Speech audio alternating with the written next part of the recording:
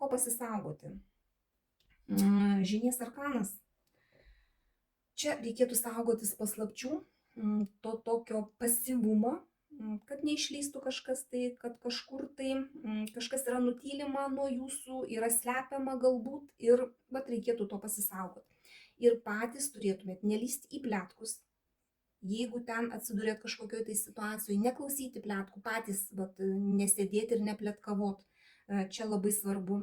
Jeigu turite kažkokią tai informaciją, turėtumėt nesidalinti ją. Pasisaugoti to, kad per pletkus, per kažkokią tai informaciją, kad neprisidarytumėt savo kažkokių tai bėdelių. Ir šiaip aplink jūs gali būti kažkokios tai paslaptis, tai turėtumėt būti akylesni, kad tos paslaptis tiesiog išlindusios nepridarytų jums problemų. Arba būkit nusiteikę, kad gali kažkas tai išlysti. Ir tiesiog nusistatykit save, kad galit kažką tai tokio išgirsti, kas gali būti nebūtinai malonu. Nes jeigu paslaptis, tai, ta prasme, jeigu yra saugoma, jeigu tai yra paslaptis, tai dažniausiai būna nemalonus dalykai.